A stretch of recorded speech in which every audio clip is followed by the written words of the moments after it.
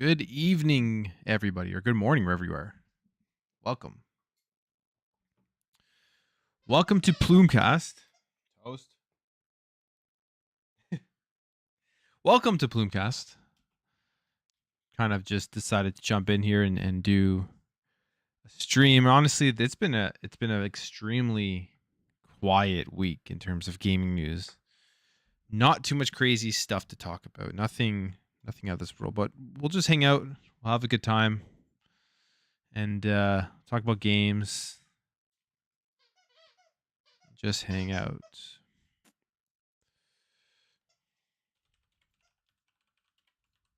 How's everyone doing tonight?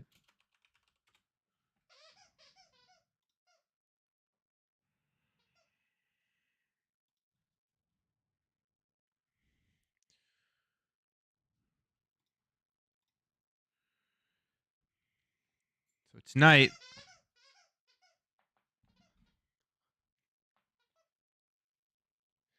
I'm cheating on why does it say 0 there? Tonight I'm cheating on the beer. Tonight I'm actually drinking wine. Drinking some red wine tonight. Didn't have any beer. Didn't have time to get out to get it, so decided to have a glass of wine tonight, maybe 2, maybe 3. Depending on how the night goes, but welcome everybody. Plumecast episode number 51.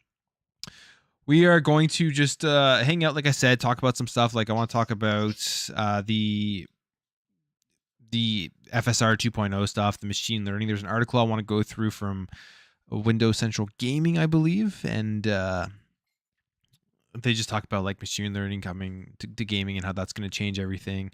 We'll talk about some of the Redfall news. Ubisoft is revealing Skull and Bones next month, and just whatever comes up, we'll just hang out. It's like I said, it's been a pretty quiet week in terms of the news. So honestly, there isn't too much to go over that we haven't already seen. But other than that, this week I've been gaming with some of the new Game Pass stuff, specifically Naraka Blade Point. That's actually been a ton of fun. And I'm not a battle royale guy. I'm more of an arena shooter stuff like Halo and Call of Duty and stuff like that. But I haven't been able to get into any battle royales. I've tried Apex. Apex Legends was a good time, but still fell off of it pretty fast. I played a little bit of Warzone. Never really got into it. Never played Fortnite. What is the other ones? Never played PUBG. But Naraka Blade Point, I've been actually having a ton of fun. It's completely different in terms of a battle royale. Like it's not first person shooter, it's a third person action game. And I find it controls really well. Like you can climb up buildings, you have a grapple that gets you vertical so you can see what's going on. The character movement is really cool. The combat itself is actually really well done because the other players in that game, when they're moving around, actually they move around super fast, so you would think it'd be really hard to like track them and all that type of stuff. And it can be difficult at times. It can be, for sure, but it is a really fun game, and I'm really enjoying it.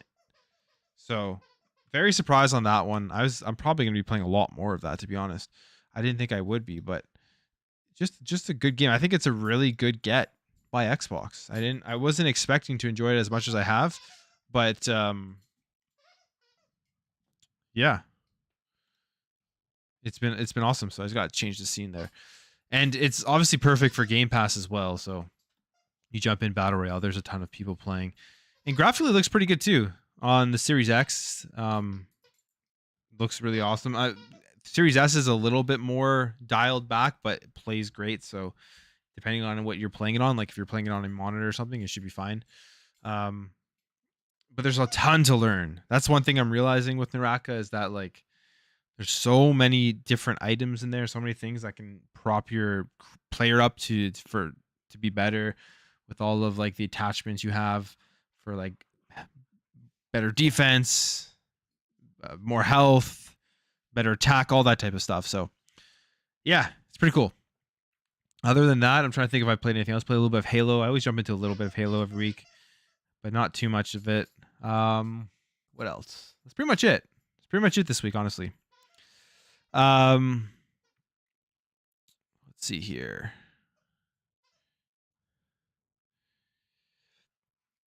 What's up, Josh? Welcome. Yeah, we played some Naraka the other night. It was great. Um, Found the control schemes. I found the shooting control scheme to be the best. Nice. I haven't gone through all the schemes.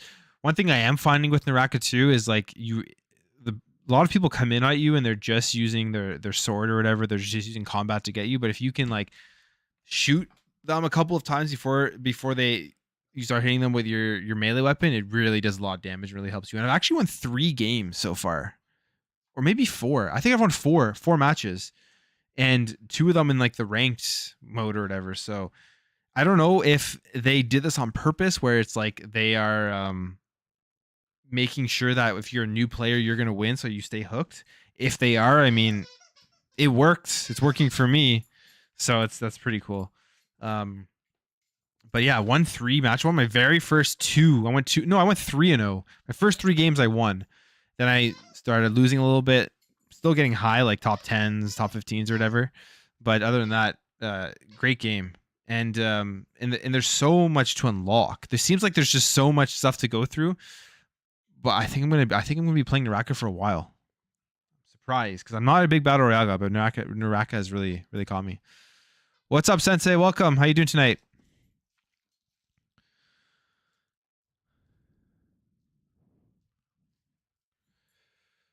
What's up?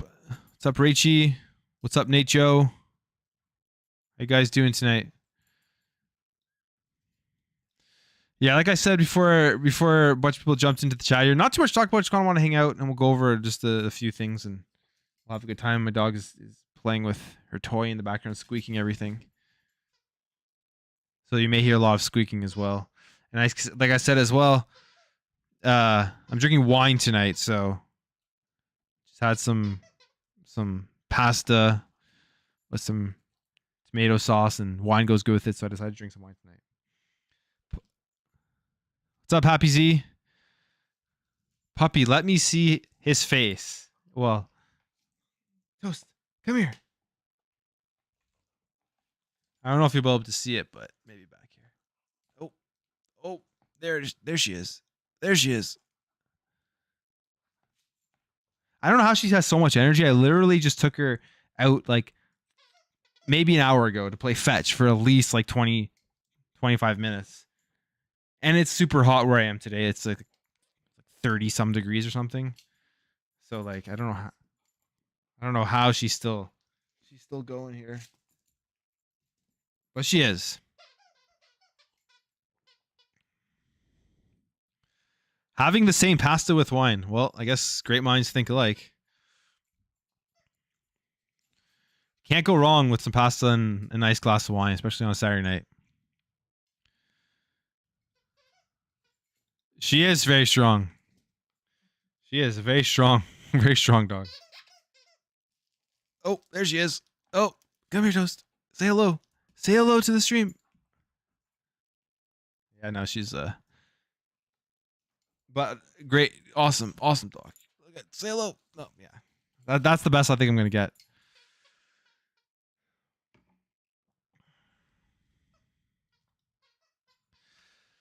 But yeah, let's just jump over to some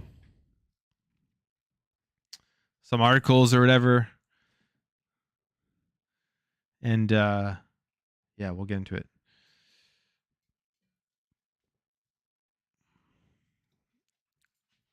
Playing Naraka should join Plume and I went out. Yeah, that'd be awesome. We gotta get a trio going.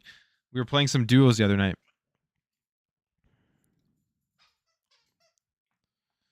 So let's see. What should we go over here first? You know what? Let's talk about this, because I know this is always exciting for people. Talk a little bit about this on my video. But what do you guys think about the Xbox Series X and S currently outselling the PlayStation 5 in Japan? And only for a week. I understand that. And obviously supply issues play a big role in that. But this is something we've seen now for 2 weeks in Japan. And I just feel like even though there are supply issues, it's pretty remarkable compared to what Xbox did last generation with the Xbox One, which barely sold anything. We know the Series X and S as well is tracking to outsell the Xbox 360 this generation, which I think would be a huge success. And I'm sure Phil Spencer will be pretty pleased to see that, as that was one of the main things that he went over and he talked about with the release of the Series X and S, was getting Xbox into the minds of Japanese gamers way more than it currently is now. But the fact that over 2 weeks they've outsold the PS5, yes, supply issues play a big role into that. I think I saw a comment on my video where I talked about this. I mean, I explicitly said that it was about, we were talking about in that video about the actual specific week about Xbox outselling Japan.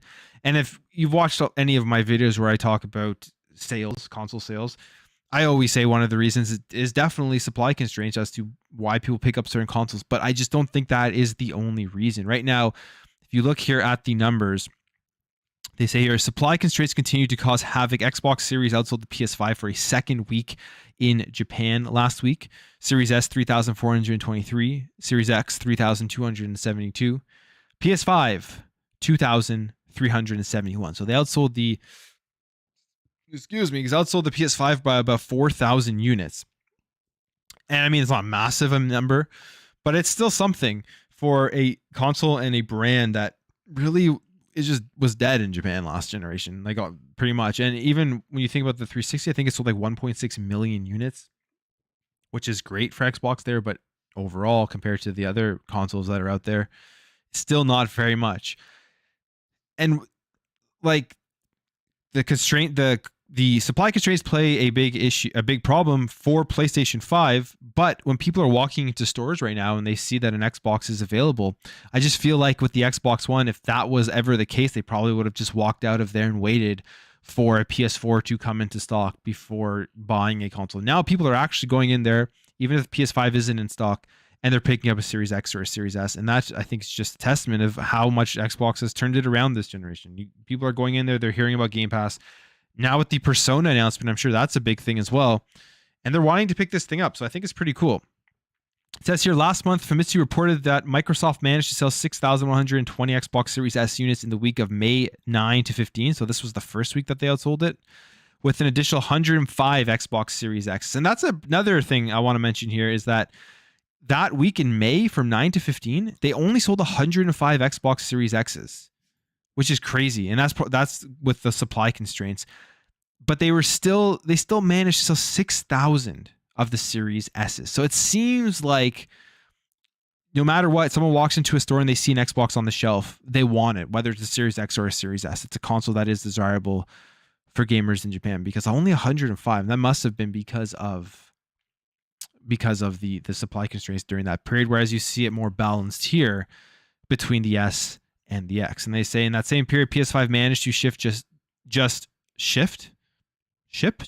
I don't know, just 2,963 units. So again, still very well behind. And this is like the first time. This was the first time it happened, then it happened again, and it'll be crazy if this continuously happens throughout the rest of this year. For PlayStation, there are supply constraints, big thing, but it's also that strategy. The Series S is continuously showing up to be an almost like just a brilliant move by Xbox. Because remember when the Series S was announced?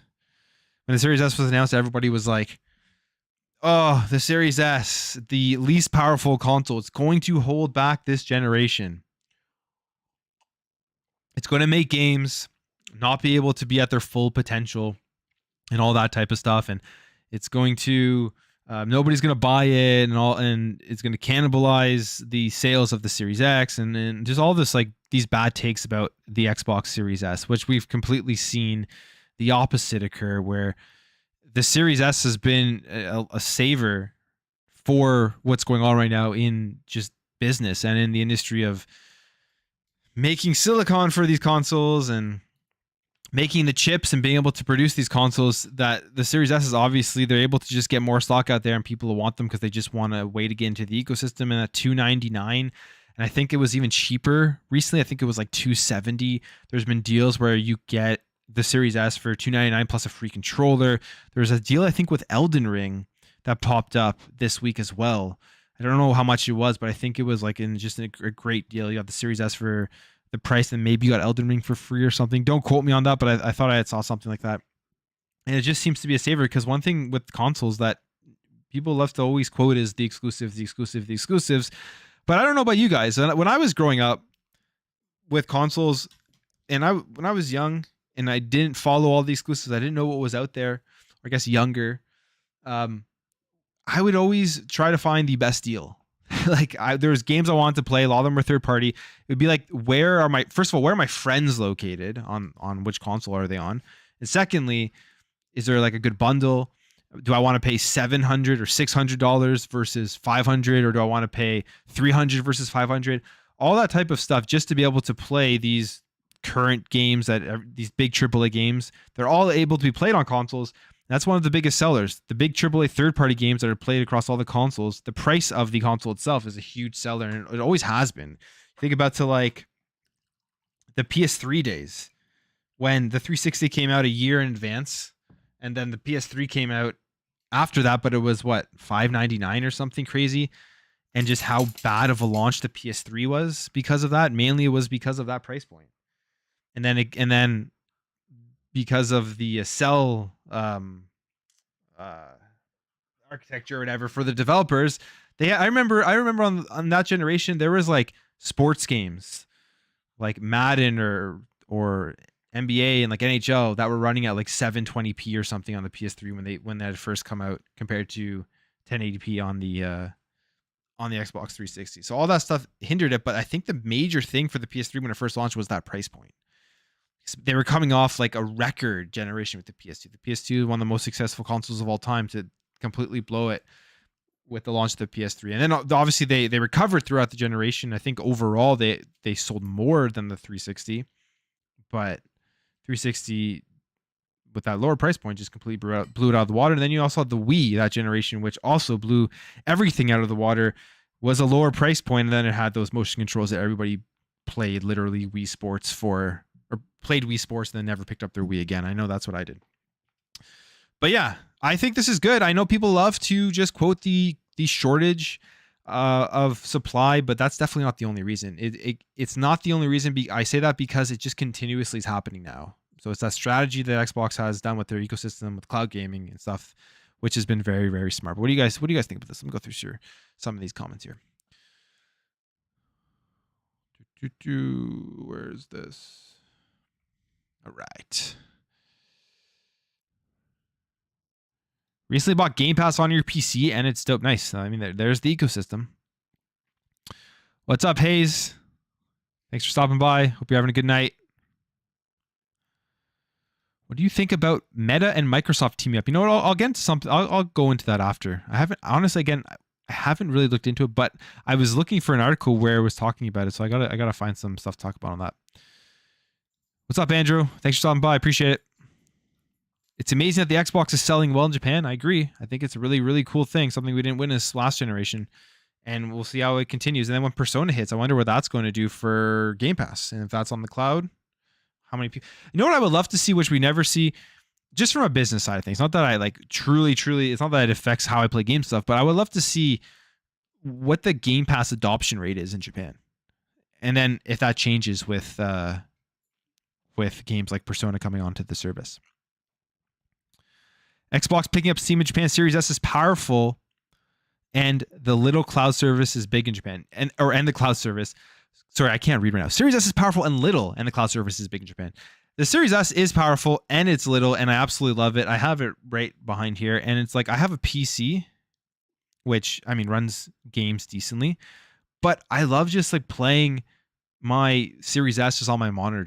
It's just so easy to get into. I was playing Halo on my Series S. You get up to it supports 120 hertz, and it was great. And then like the other day, I'm like, okay, I want to play some Halo.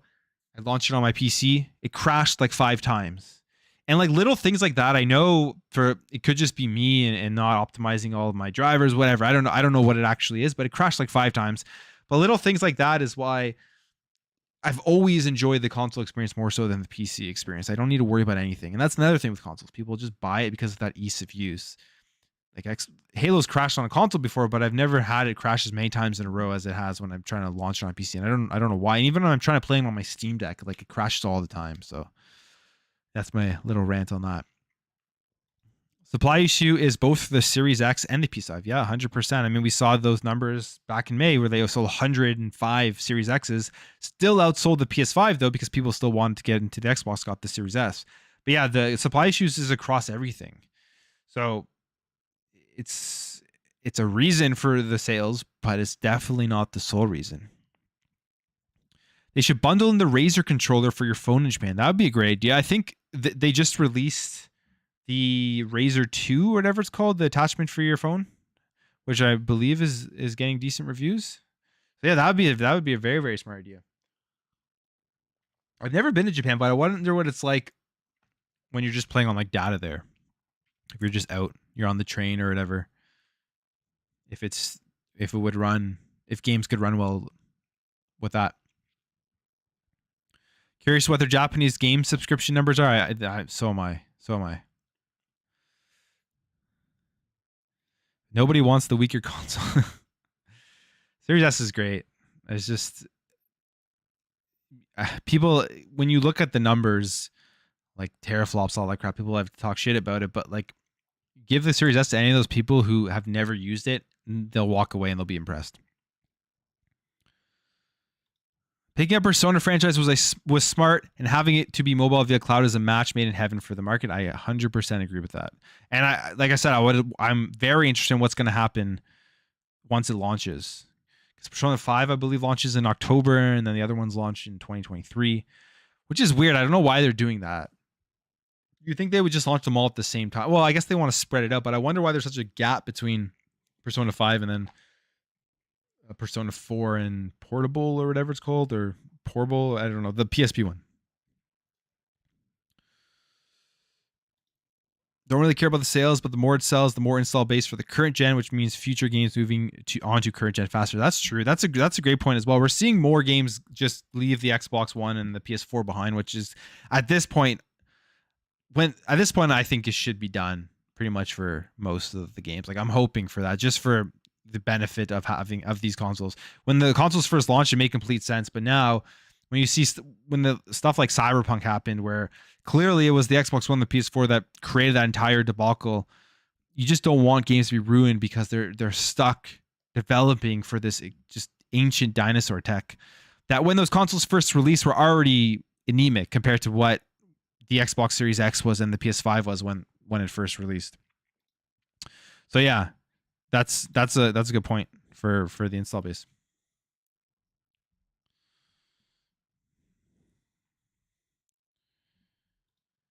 Do you think PS will drop the price for the digital or new hardware for Japan if the sales stay the same? No, because I think PlayStation is literally selling out whatever they're able to push, whatever they're able to ship out. So I don't think there'll be any price drop. In fact, we're going into year 3 of these consoles. I'm trying to think, when did like the 360 Slim come out, or when did the Series S come out? I should just look that up. You would think that they would soon start to think about sorry, 1 second here. You think they would soon start to think about stuff like making a smaller PS5, especially for that market. Xbox, or not Series S, what's it called? The Xbox One S.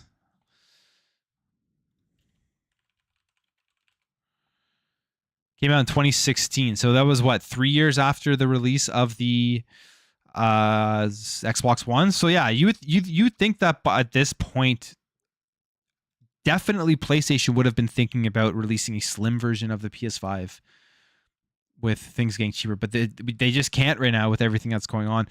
And I think that's another big detriment to PlayStation is the size of the PS5. I mean, the Series S is like the smallest little, just fits everywhere. It's great. And you think the PS5, I'm sure they can now, if they were able to get the product, if they were able to produce these consoles the way that they want to produce them, would be able to make a slimmer version of the PS5, especially the disc drive one, which is just like huge. But they can't even get the regular PS5 out there. So no, I don't think we'll be seeing any price drop for these consoles anytime soon. It just doesn't make sense. There's no, the market demand is still so high.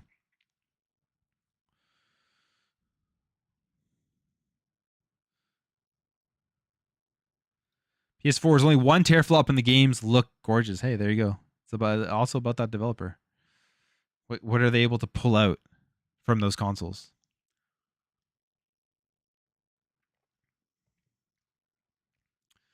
And I guess going back to the price drop stuff, we've kind of seen some price savings for the Series S, but that's because they can produce the heck out of them and get them out to consumers. So that again, that goes back to like my point with the PS5, right?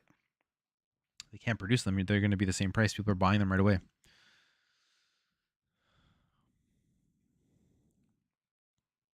All right, that's that. That's some sales stuff. Like I mentioned, guys, if you're just jumping in the chat here, it's been a pretty slow week, so we'll go over a couple things. We'll hang out. We'll have a good time. Thanks, 41 of you right now in the chat. Thanks for coming by, hanging out on this Saturday night, spending your Saturday night with me. But let's jump over here to let's jump over here. Let's talk about. There's an article I want to go through that I think Jez Corden wrote. And honestly, I haven't really gone through yet, so it's maybe my first time. It could be interesting. See what you guys think about it. Because it does have to do with some like FSR and the Fidelity FX stuff and machine learning. And we know machine learning was a big selling point for Xbox with these consoles, or a big like thing that they really talked about and for improving performance of the console, for increasing their longevity, all that type of stuff, which I think is going to be huge as well for the Series S.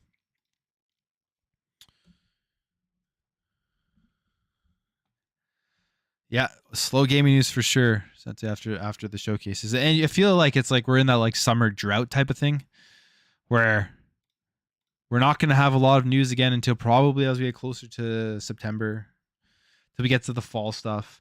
There is, if you guys are interested in Nintendo, I think there's a rumor of like a Nintendo Direct by maybe a partner showcase, which isn't always as interesting as when they do their first party stuff. But yeah, we'll I always like to see what Nintendo's up to. Let's look at this article here.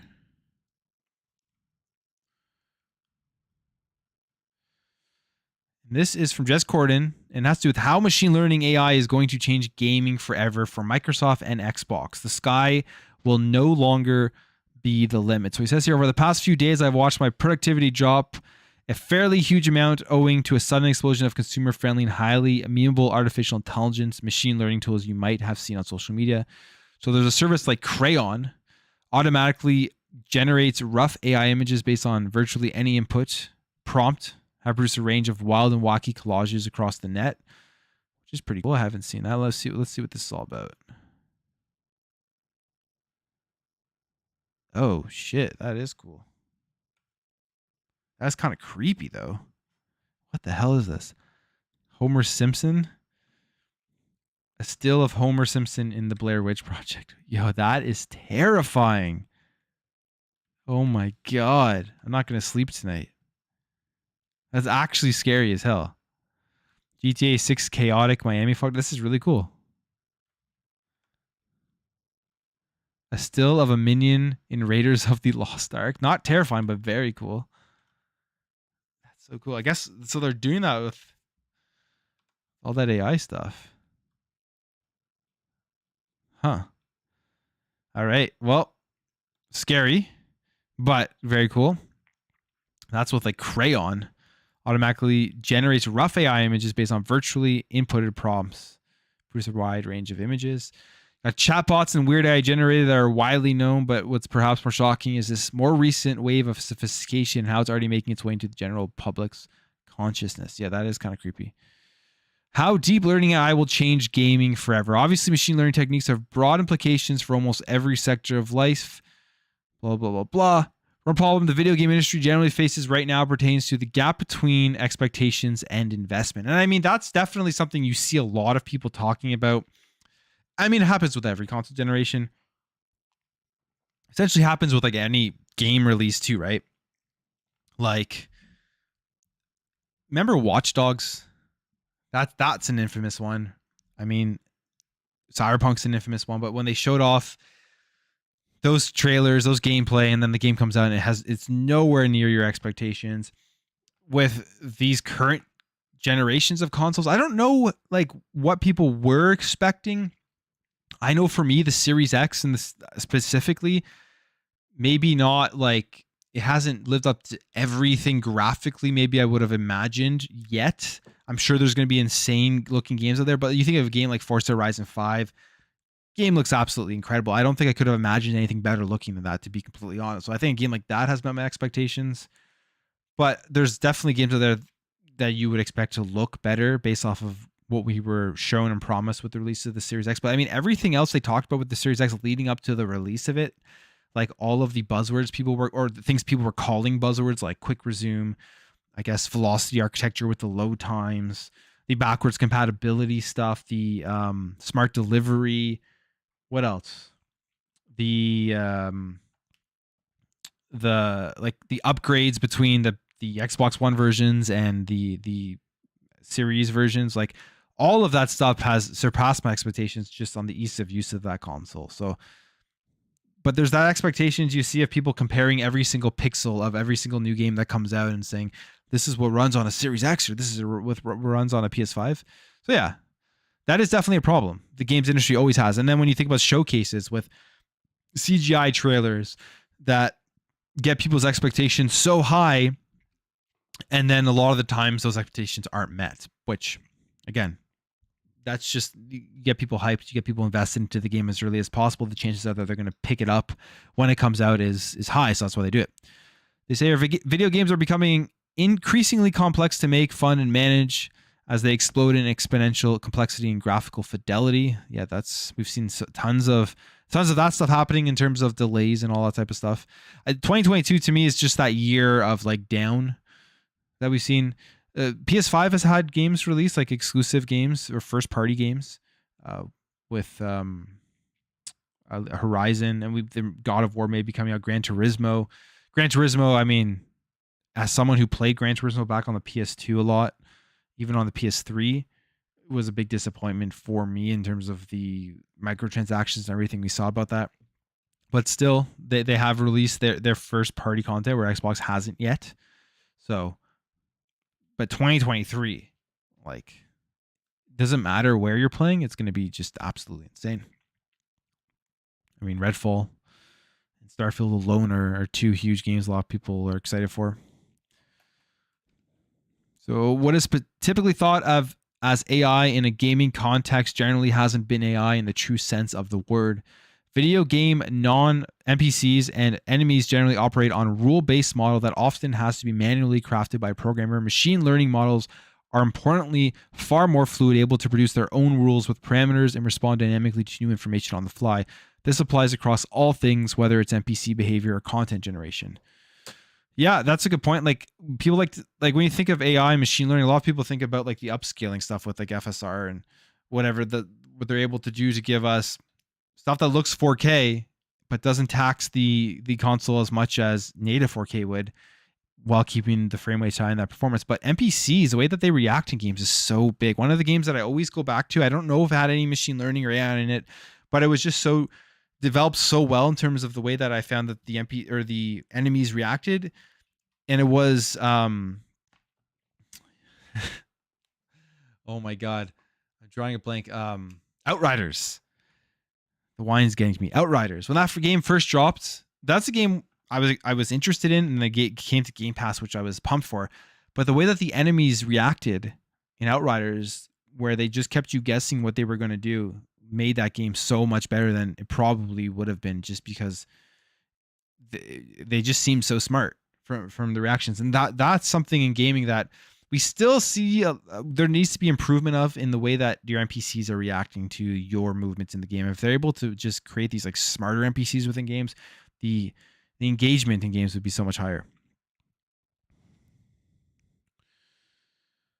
I asked a GPT-3 ML text model to generate a quest for World of Warcraft, including objectives and even NPC dialogue. This is a system that isn't even designed for it, leveraging random and unfiltered information from the internet to recontextualize and repackage the information based on the request. I also asked an AI to generate an evil sentient banana with similarly fun results. Taking context from the internet, the AI models was able to produce a practically infinite quest dialogue, drawing down from information about World of Warcraft on websites and wiki entries to produce scarily realistic objectives that included real place names and enemy types.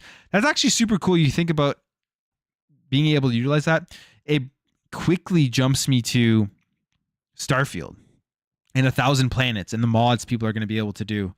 Imagine they're able to implement stuff like this into the mods where these just like insane quests are coming where it's using real world, real space information, and you're able to like jump from different planet to different planet doing these real like space things that based off of real world previous things that have occurred. I don't know. It's just crazy stuff like that you'd be able to do in Starfield, which we talk about Starfield, the 1,000 planets thing. I'm on the fence that I'm excited for that.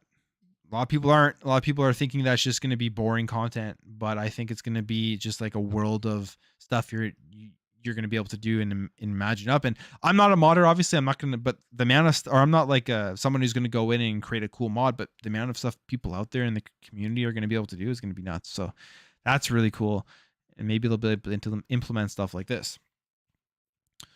What's he go on here talk about? So they talk about with direct access to more refined data and tailor-made context by a game developer, it's not hard to extrapolate how these models could be adapted to produce vast arrays of dynamic content. DALL-E and similar models are increasingly capable of producing an array of variants from any prompt, refining them with extraordinary levels of detail.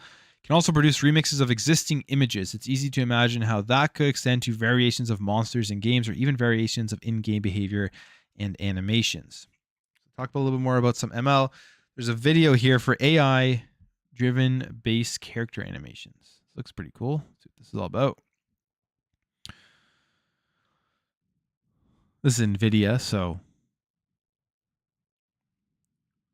obviously this isn't, I guess, the tech or whatever the interfaces and stuff they would be using for Xbox because it's AMD. Imagine the next generation of Minecraft world seed generation tools using machine learning to include game rules, generate unique monsters and new terrain. They could extend and improve tile-based procedurally generated levels in games like Diablo or Hades. They could generate supplementary quests for end gameplay and MMO type games for World of Warcraft or Fallout 76 and again StarCraft, right? Or Starfield.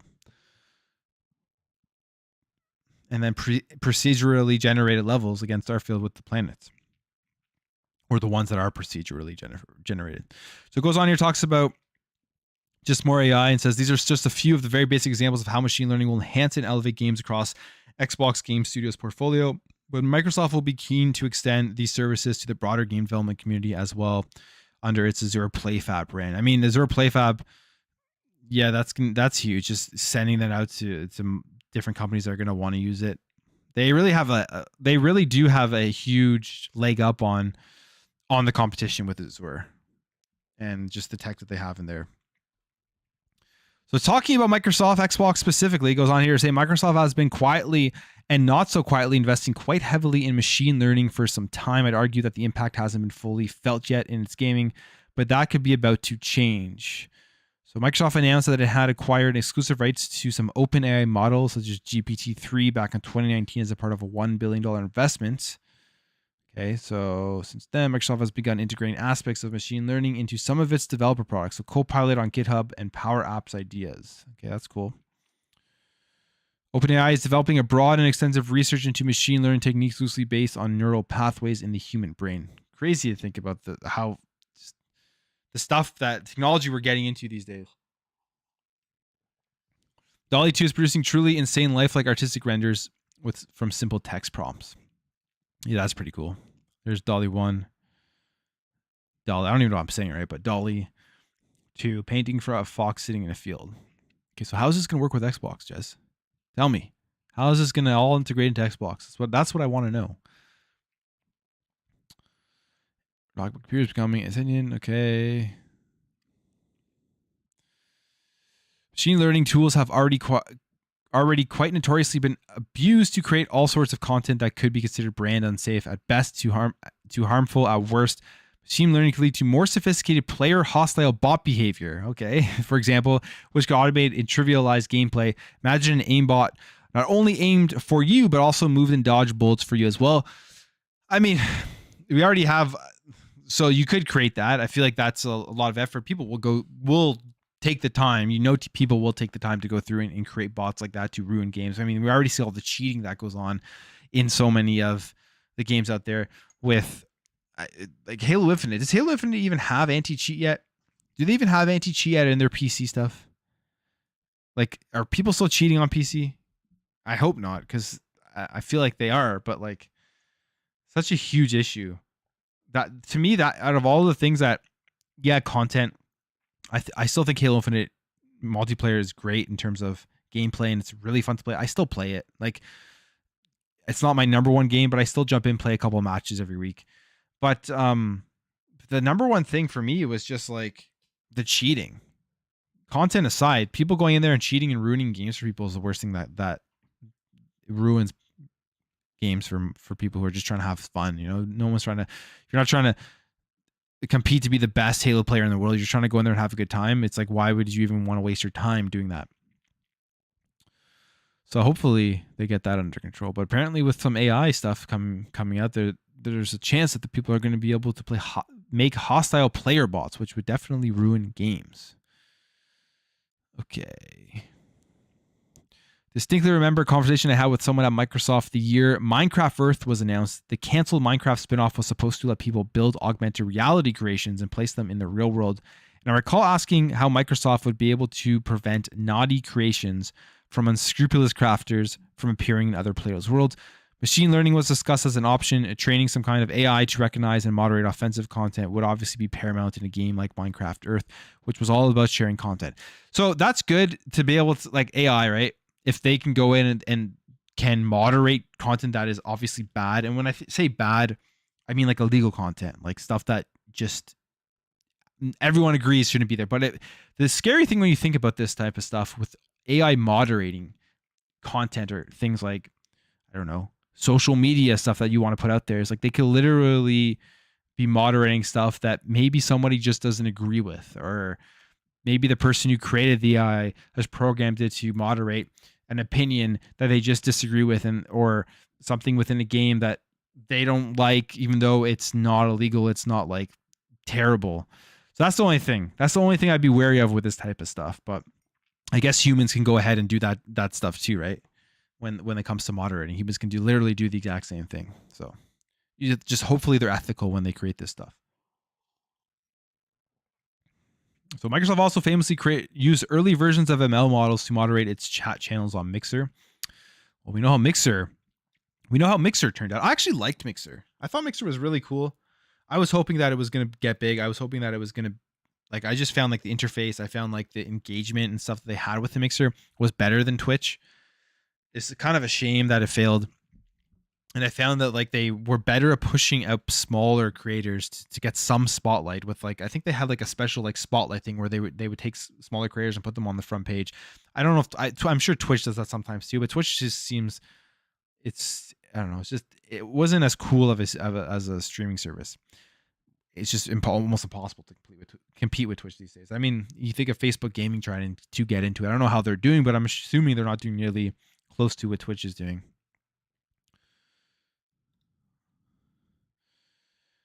So this who's High-End Zhang? We're proud to serve as Xbox Chief of Staff for the past 2.5 years, working with. Oh, this person just recently switched, right? Oh no, maybe not. Of course, human intervention will still be needed for the foreseeable in many cases. Yeah. Okay. So exactly what I just said. You're still going to need that human intervention. It is definitely important. These examples just further represent how pervasive machine learning will be across the entire gaming horizon. Content creation, content moderation, and even community management could be supplemented by AI. Okay, so Microsoft has already been exploring how to implement machine learning into games. So Project Padia. What's Project Padia? I forget this one. Project Padia. When it comes to video games, reinforcement learning agents have typically been trained to win against human opponents. But if we taught them to collaborate with human players instead. Okay, so it's like a collaboration AI thing. Play with trained RL agents. Okay. So Project Padia has already demonstrated how AI can be trained to perform collaboratively and dynamically with human players. The page there even has HTML5 minigame you can test out to demonstrate the basics of how it works, and mentions how they were exploring a potential implementation in a team-based brawler Bleeding Edge at one point. So, okay, that's cool. But like, let's be honest. Do you really want to play games with just AI bots on your team to collaborate with you? Like, I think like the whole point of a game like Bleeding Edge is to play with real people, right? So I don't know how well that would take off with like games like Bleeding Edge or like future games that come. I guess if people there's some people out there that literally just don't want any human interaction at all, so they're gonna want that AI interaction. I don't know. Maybe someone in the chat can explain to me better if that would be something they'd be interested in.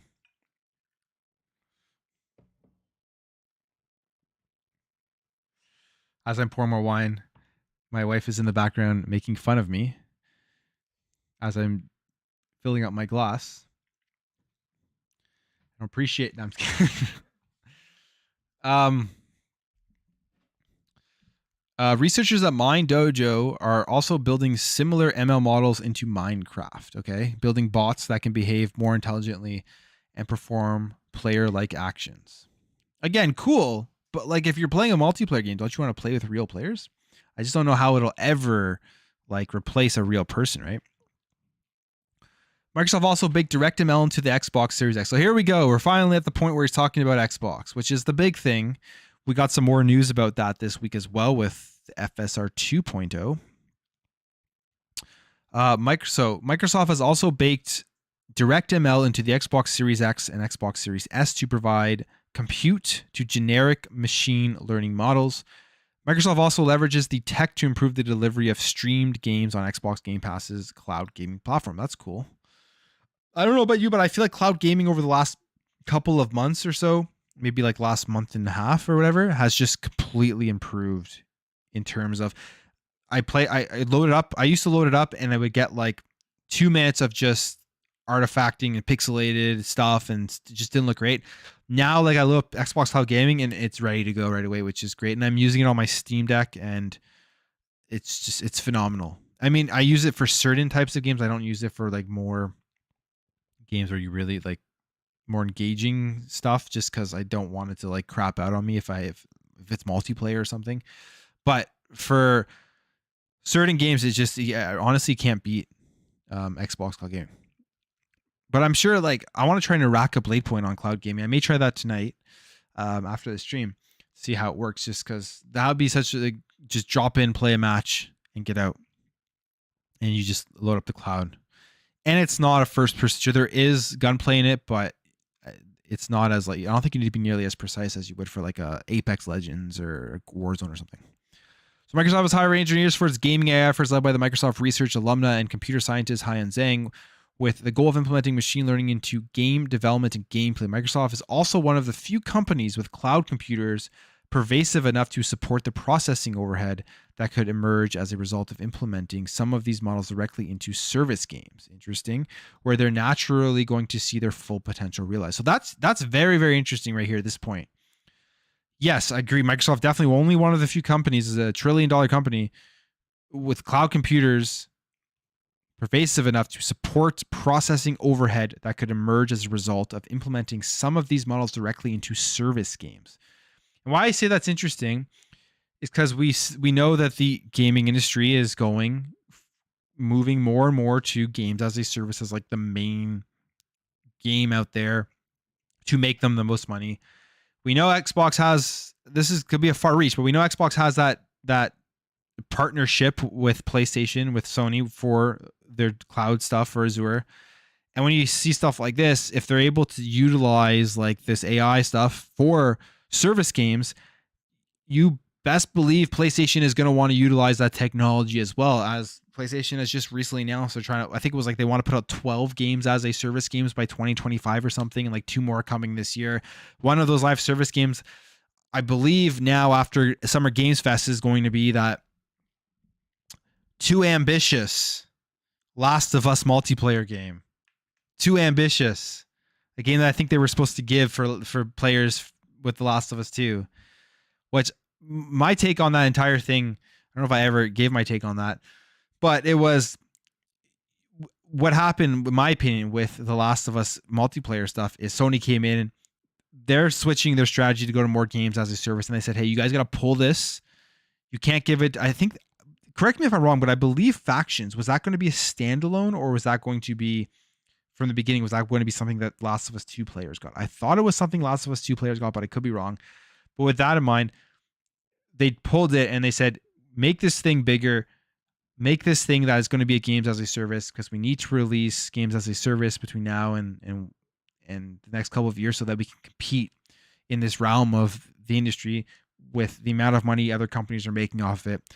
And that's why they came out during Summer Games Fest and was like, it was too ambitious. So they had to make it its own game, and they're going to charge people for it. Or maybe they'll put it into PlayStation Plus Premium for free and just make that games as a service money. I think that would be the smartest thing. If PlayStation were to do that, is release that Last of Us multiplayer game into PlayStation Plus Premium or PlayStation Plus Extra and Premium. Because I think that would draw in a lot of people to try out the service. Just get in and see what's available in their subscription service. You can guarantee their subscriptions would go up. So I think that's what they should do, but we'll see what happens. But it's interesting because if Xbox can, like, they're always looking ahead with this stuff with their cloud technology and games as a service. If they can get this tech in here, which gives them a leg up on games as a service, you can bet that PlayStation is going to want to utilize that tech into their games going forward. And then that's why I say things like the console wars, like, they're dead. There's no more console wars. These companies are literally working together. Yeah, they're trying to push their platform more than the other one, but they're literally have a business partnership together. So they are making millions and billions, and the other company's making millions or billions. That's all that matters to them at the end of the day. So that's why console wars are kind of dumb. Okay, what else we got here? Indeed, I suspect it won't be long before we start seeing more tangible player-driven interactions using machine learning models at a gameplay level in the coming years ahead. That would be great to see. Just if we can get NPCs, like I said, being smarter. And Microsoft already has the infrastructure investments and ingenuity in place to see it all come to fruition. This could be as big as a leap from 2D to 3D, which was a massive leap. If you're around during that time, going from going to the PS1, the N64, even though it was like these jaggedy ass polygons that looked absolutely terrible, and those 3D games today, a lot of them just, if you were to load those up, you would be like, what the hell were these people playing back in the day? Just seeing that, plug that into your TV and seeing that jump was just massive. That was massive. And then another big jump was like, for me, this was like just as big of a jump, maybe even bigger.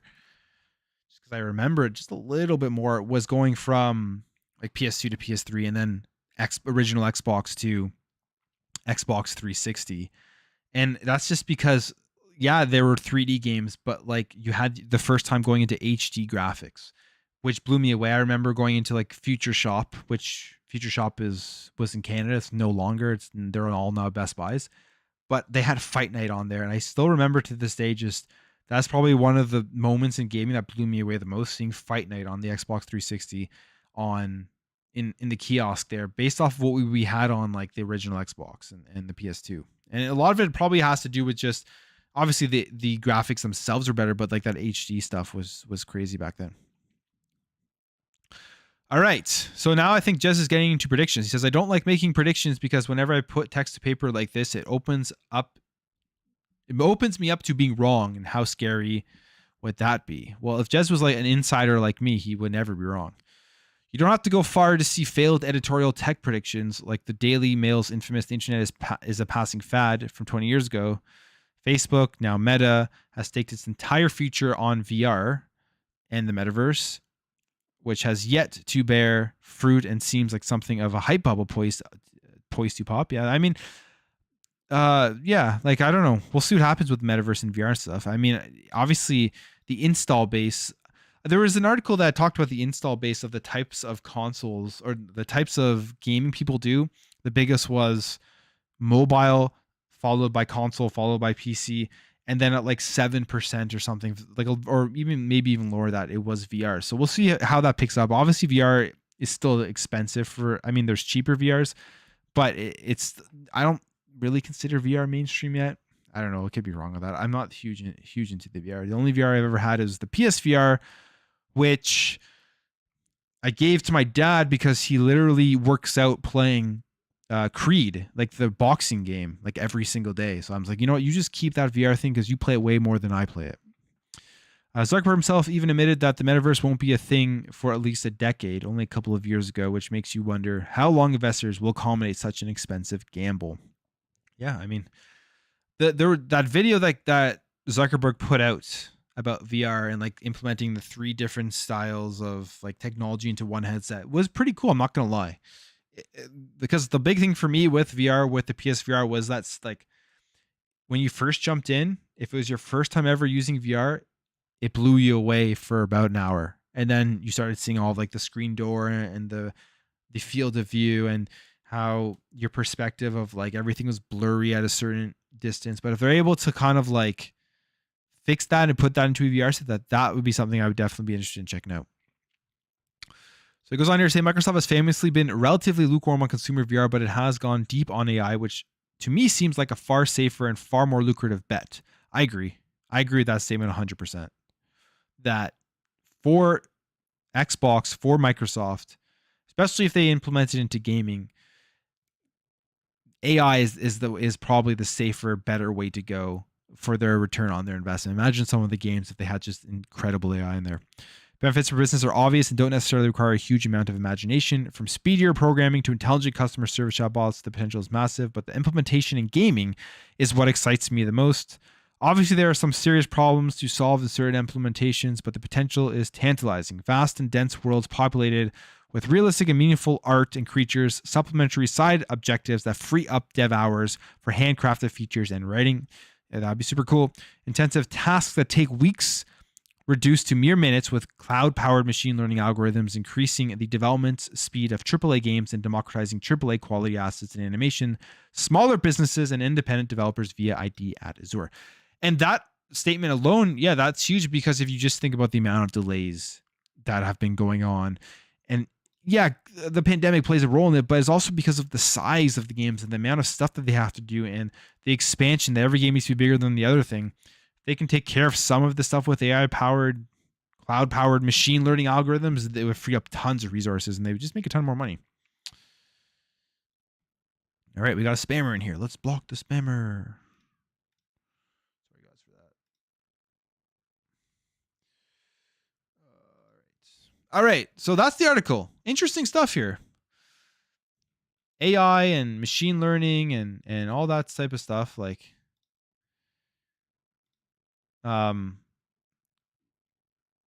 lots to think about going forward for the future of gaming. But you guys have been talking in the chat here, so I haven't gone into your stuff, but I am going to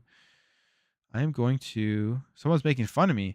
I'm going to see what you guys have to say about this. Let me just pull up this chat here. Give me a second. One man show here, you know? Give me a break. All right, one sec. We got some spam here that's not looking very good on my display. I thought I got rid of you.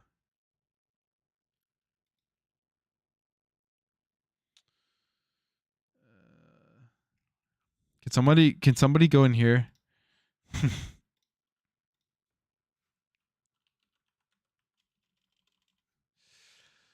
All right, let's just pull up some stuff.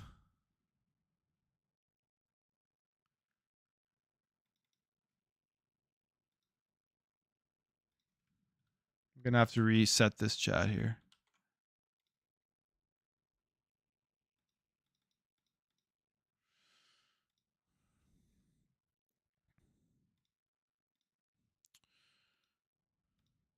Give me a second here.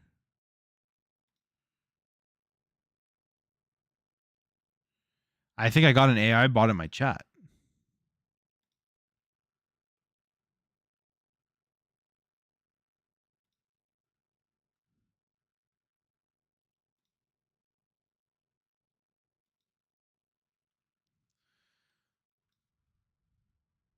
Chat comment. All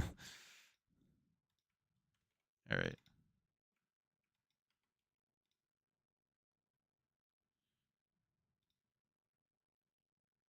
Oh, well, it's there for now. So let's go through some of your all right, we got some questions here. We got some Gamer for Life. How you doing? Hey Plume, what you drinking? Crazy weather on Mount Washington last weekend. What was the weather like? Tell me about the weather. I'm drinking. So tonight, I if you guys were here at the beginning, I told you I was cheating on my my beer. I'm drinking wine tonight. I'm drinking. So this is a different wine for me. I don't know if there's any wine connoisseurs out there, but I generally drink Chiantis. I generally drink Italian wines. I am Italian, and that's just like what I've been used to my entire life. If you know anything about Italian families, when we get together, we drink a lot of wine. But I am drinking a Bordeaux today, so just drinking wine. I didn't get out to the beer store. It's been a busy time. All right, so we were talking about Twitch earlier. Twitch is superior for one reason: Amazon Prime. Next month we are getting 30 Prime. Wow, 30 Prime games. I have Amazon Prime, but I just use it for the free shipping. Have I not been paying attention to all these Prime games? That sounds like an incredible deal. 30 Prime games next month, especially for like, I think Prime's like what, $90 a year? Something crazy like that. Oh my God. All right.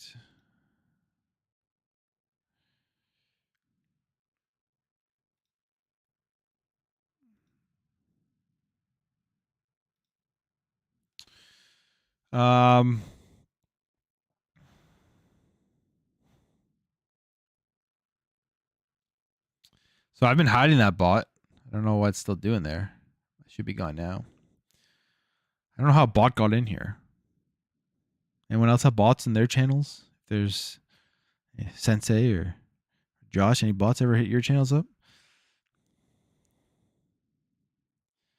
Don't make fun of Plume. Who's making fun of Plume? Sophisticated wine. Yes. Yes. That's why I'm talking about AI and machine learning, because I'm a very sophisticated human. The AI could replace the medic of the team when he is offline. Hey, that's, yeah. I mean, how many times have you played shooters with like your AI control team and the medic just doesn't come? Medic just doesn't come to revive you, or it takes forever and then you die. They can make a smarter medic, maybe. My whole thing is just like, I don't know. If I'm wanting to play a multiplayer game, like online against another team, I want real people on my team. I don't want AI bots on my team. Because like that's takes away all the fun, right? Where they're gonna have like Microsoft Sam in there talking back to you on the mic. People don't like bots because they're usually bad, but if they make them behave like decent players, no one would care if it's a bot or not. I don't know. I disagree with that. I think like they would care for people who want to be on mic and like actually like communicate with other people and like have that experience. So, but if they're not talking about multiplayers, it's different. If they're talking about the single player stuff, like co-op, like when you have bots on your team that are helping you play through a single player game, yeah, that'd be great if they could make that stuff better. Just making computer controlled enemies or players more lifelike, realistic, smarter, harder to kill. Think a game like Hunt Showdown, where you have people and bots. How amazing it would make that game. Okay, that's a good point. Imagine Halo Infinite with enemies that are realistic, amazingly smart, and use. Yeah, I mean, the enemy stuff, I agree. Like, if you can make the enemies in games incredible, like, that's why I said Outriders to me was a game that obviously they weren't like the best in the world, but I found that the enemies in Outriders were really, really well done. They flanked you, they used their cover well, They charged you when it was the right time. They shot you from far away when it was the right time. All that type of stuff. And if they can get more enemies like that in games, I think it'd be a really, really great thing.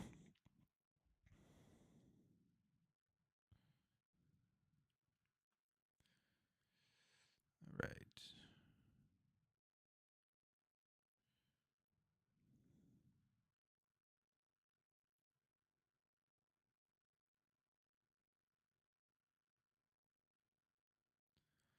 Got the spam. We got the bot. We got more spam in the bot. You need more mods. Yes. Yes, you are correct. I do. AI heard you. They did. They came in here and like, why is this guy talking shit about AI? Even though I wasn't. But like, I may have not been 100% positive on it. And they came in here and they just destroyed my channel.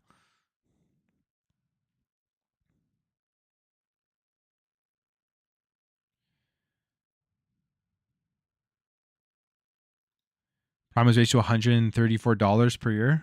Huh. The spam bot means I made it.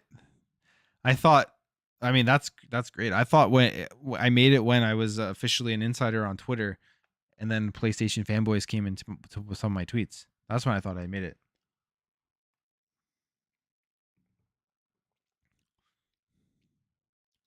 This month we got 6 Prime games. Elder Scrolls Oblivion was in. Okay, that's honestly, I didn't know that. I gotta look into that more because I do have Prime. I just haven't looked into it. I primarily use Prime for like shipping, free shipping on Amazon. Talking about machine learning and a bot shows up. Yeah, that is actually pretty funny.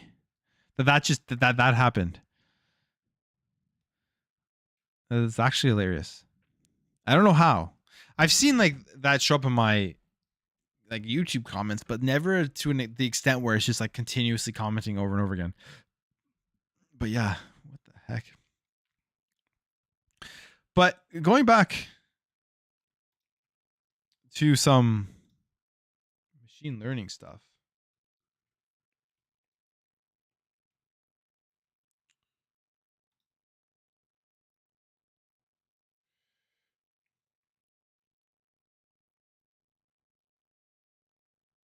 We got the news about the Fidelity FX, FSR, whatever, super resolution 2.0.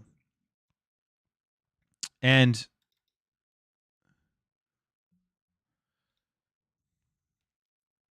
which is something pretty cool, something we've kind of heard about over. I don't really know how many games on Xbox actually use FSR 1.0 right now. I looked it up in terms of games that are actually utilizing right now, but I think most of these are on PC. And you can see here FSR 1.0, a bunch of them, tons of games. I didn't even realize Gears 5 is using it, which is cool. What else we got here? Tons of stuff. So FSR 1.0 is being utilized pretty prominently in a lot of games. And there's only one game right now that is using FSR 2.0, which is Deathloop, which is interesting because we got the news here that AMD's Fidelity FX Super Resolution 2.0 looks better than native 4K in Deathloop, and that this is something that is now available in to devs in Xbox, which will hopefully be utilized going forward for more games to for the longevity of these consoles, which is why when people ask like, do we think there's going to be a mid-generation refresh? I don't think there will be in terms of any sort of upgrade in the power of these consoles. And the fact that one, it's hard to get these consoles, and two, you have technology like this, which is going to just make them last longer and give us good performance with like the 4K stuff and everything going forward for years and years. So until there's a huge adoption of higher resolution TVs, like the 8K stuff, which won't be for a long ass time, I don't think we'll be seeing anything really too much more than 4K, and FSR 2.0 is going to be big. So this was back in May, but it was just announced that it is available on Xbox. This was back in May, where on PC with, I believe, the RX 6800. Yeah, RX 6800 here. they did a comparison for Deathloop, which we know is coming to. We know is coming to. Obviously coming to Xbox, but it's going to be an Xbox Game Pass game. And here's some pictures of just like the. When I look at this, I can't tell the difference. I can't tell the difference between anything. So the first video here, you can see it here, or the first image. So one of them is native 4K, and the other one is FSR 1.0, and then the other one is FSR 2.0. And like you can't tell the difference between any of these, which I find super interesting because it's something that we're going to be able to hopefully get on Xbox games going forward, which I think will be far more valuable right now in the next couple of years as the first party Xbox game studio games come out. And hopefully these devs are able to utilize this technology and give us just great looking games with higher frame rates and all that type of stuff. And they don't have to sacrifice anything, because when they start sacrificing this type of stuff, it's like, people get upset. People talk about it. It's like they this only thing they focus on. If like a frame drops from 60 to 55, you have the Digital Foundry stuff that people take those videos and they tear them apart and literally take the 30 seconds where they look at that one section of the game where like the frame drops down like 3 or 4 frames and says that it applies to the whole game. So all of this stuff is going to help alleviate any of those problems. So I think it's pretty cool. And I think the question is, when are developers going to be utilizing FSR 2.0? That's the biggest question. So, all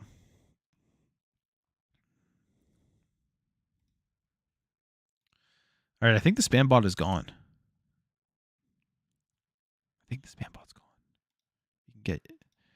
can get you guys back up here.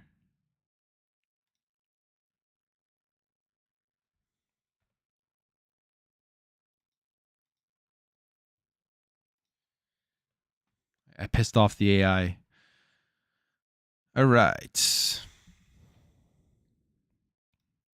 FSR will greatly benefit, Xbox Series X will greatly benefit from FSR. I agree. And I think the Series S will be the huge beneficiary of FSR 2.0.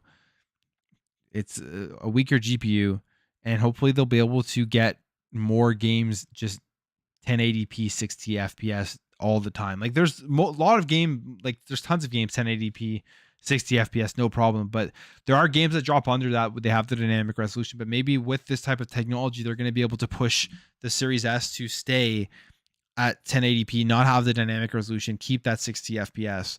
And that's really all you need. When we talk about the Series S, that's the thing. It's like people say, oh, 14 or it holds it back, doesn't do 4K. All that. You don't need it to go to 4K. It does have 1440p as well. There are games that do play 1440p, like smaller games, but when you're playing your Series S, you only have a 1080p screen. It's perfect. For me, 1080p monitor or 1440p monitor, it's absolutely perfect. And the fact that it runs games up to it, like there's games that first person shooters that run 120 hertz. You think about like Halo Infinite, you think about Warzone, you think about Call of Duty, all these first person shooters 120 hertz that has that option. That's just so huge for a $299 console. It's actually crazy to think about, because you try to get that stuff by building a PC that runs at those specs, you're spending significant more amount of money.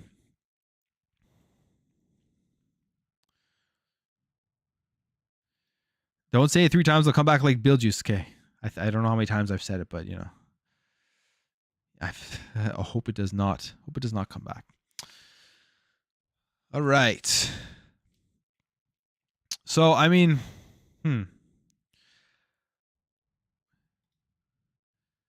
that's pretty much, I mean, there's, like I said, there hasn't been too much news to talk about. There were some reports that, I don't know if you guys have heard about Skull and Bones, that Ubisoft like pirate fighting game, which I'm hoping it has like good ship battles and stuff, kind of like Black Flag. I don't know if you guys played Assassin's Creed Black Flag. It looks like there's more details coming for that game.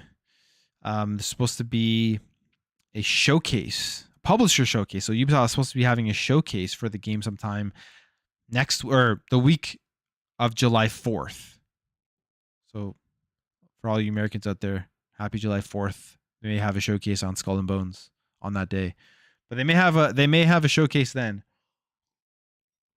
And I don't know if you guys remember this game, but this is a game that like they showed way back in 2018.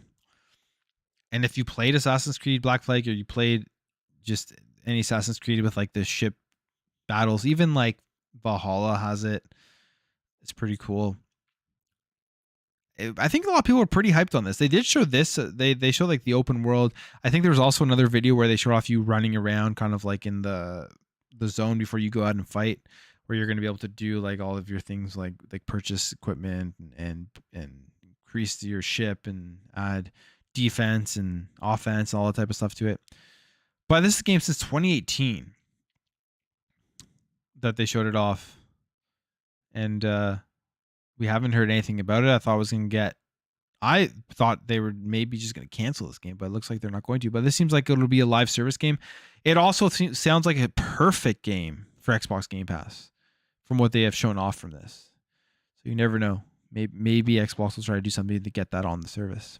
I'm surprised that at the Xbox and Bethesda showcase, they didn't announce that the Ubisoft Classic Collection was coming to Game Pass. With that part, because it came to place PS Plus Premium. I would say the biggest thing in that Classic Collection was Assassin's Creed Valhalla, which I absolutely love that game. But I'm surprised that didn't make its way over onto Game Pass. But yeah, Skull and Bones potentially going to be coming July 4th with some deeper gameplay. And yeah, hopefully that is pretty cool.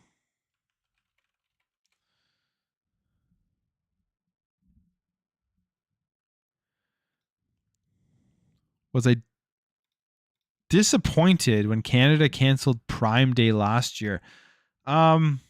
Yeah, a little bit. I mean, Prime Day has always been kind of hit and miss. I find some years it's been good, some years it hasn't been great. I find like it's never nearly as good as it is in the States. But I was sad that I couldn't check out the deals. I was happy that I wasn't tempted to spend money. So kind of a balance there.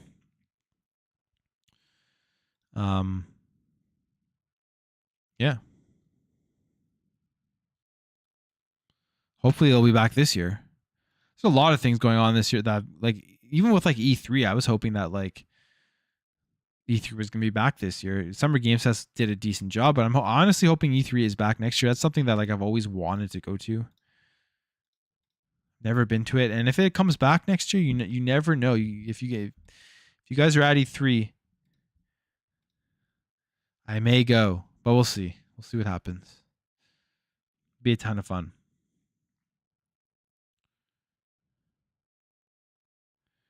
I don't know if you want to get into it. How do you feel about C11 passing? Well, it hasn't passed. It still can be torn down by the Senate.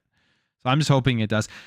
For me personally, I have two trains of thought on this type of stuff. There's the train of thought where I go, oh no, this is terrible. How is this going to affect me? All this type of stuff. Because I'll be completely transparent with my channel. I look at my channel analytics, and the majority of my people who watch my stuff are from the States, or American and UK. Those are the two major countries that watch my content. Canada only makes up about 5% of my content. So let's say that thing does pass. And from what I'm understanding, that the Senate is going to be reviewing this. I have thought a lot about this, if you can't tell. The Senate is going to be reviewing this sometime in the fall. We'll see what happens. Fingers crossed that they tear it apart and say you guys are idiots for coming up with a bill like this. But if it does pass, I'm just gonna, I guess, I don't know. We'll see what happens. Maybe nothing will happen to the channel. Maybe lots will happen. If they do start pushing out my content to more Canadian viewers, maybe more Canadian viewers will watch me. Maybe they won't. I just know right now my analytics are telling me that 5% of my viewers watch it.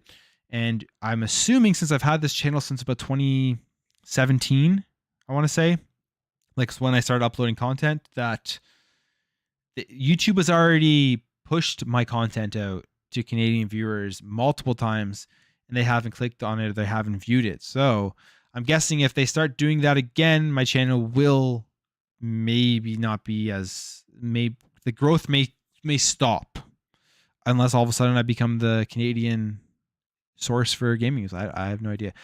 Either way, whatever happens, you're gonna have to adjust. That's way of life, right? That's YouTube. You gotta always adjust. Business, you have to always adjust. Shit happens. I guess that's my second train of thought on it. If it does pass and it does affect my channel, which I don't know if it will, gotta adjust. And if I want to continue to grow, because honestly, 34 viewers in year.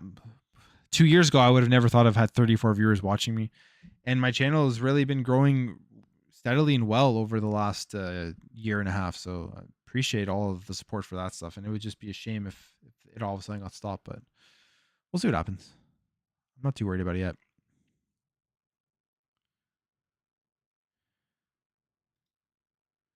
The other way, most of my viewers are from the UK and Canada. 7% from you. So that's so weird how that happens. I don't know how that happens. Because it's like everything, I mean, we talk about gaming stuff, everything we talk about, it can be viewed across. There's no border barrier to the stuff we talk about it. So it's interesting how that happens. Yeah, I don't know. We'll see what happens. It's concerning, but maybe it's no reaction. Yeah. I don't know. Politics. I don't really get into politics. I find it's like waste of time. But when that happens, I'm just gonna call on the Plume Network community to share my channel around. I mean, if you guys want to, if you guys think it's worth it, you know.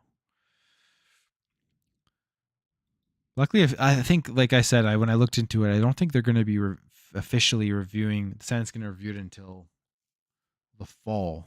It's like a couple more months till potentially the death of my channel. I tweeted it out the other day as a joke because I had never seen that guy before, but I don't know if you guys get annoyed as I do when I go onto Twitter. When you want to go onto Twitter and you want to read about gaming, and on Twitter you go to like your home or whatever, and it has like you know what? I could just pull it up here.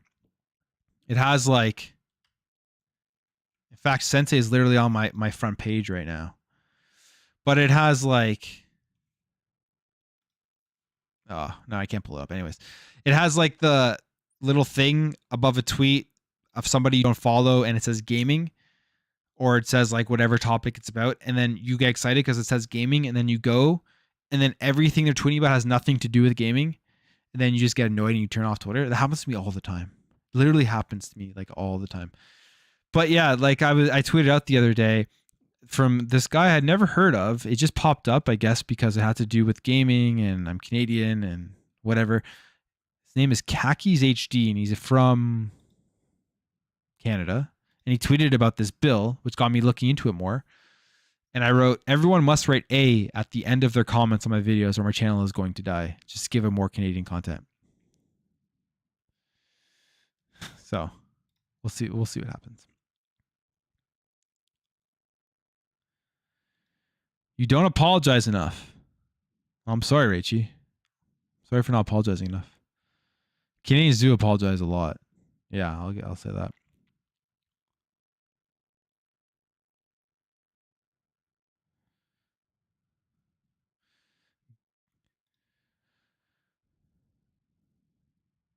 He's a great Destiny streamer. Yeah, I never heard of him, but he's the guy who I watched his video. I mean, yeah, obviously his video very concerning after hearing it, but funny thing about that too is you go down to his comments and it was like a lot of Americans in here joking about there being no good housing deals. Let me introduce you to the insanity of the Canadian housing market. It's like, yeah, housing may be bad in America, but housing in Canada is like is worse. I don't know. That was funny, that part when you go down into his comments.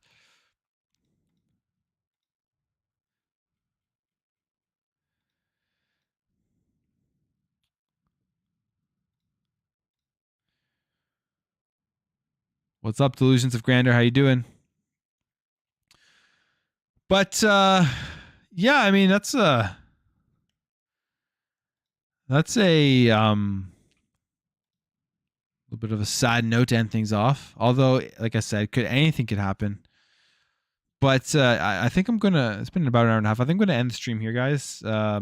Again, thank you for coming out. Thank you for hanging out. I think we had some good chats today. I know the news has been dead over the last week. It's that lull after the game shows that always happens every single year, and I'm hoping that we get some fall shows that are announced. I'm assuming Xbox is going to do some sort of fall show. I think a lot of people are thinking that they are going to do it. We haven't gotten like a huge like Nintendo or PlayStation show, which is very odd this time of year. So maybe they don't have anything to show them here. Maybe God of War is going to be shown off or whatever. But I think I'm going to end the stream here. I know Delusion and Grander, you just jumped in here, so I appreciate you dropping by. But again, thank you guys all for watching, and stay tuned for my videos throughout the week and everything. Appreciate all the support you guys give me. My channel, like I said, has been growing.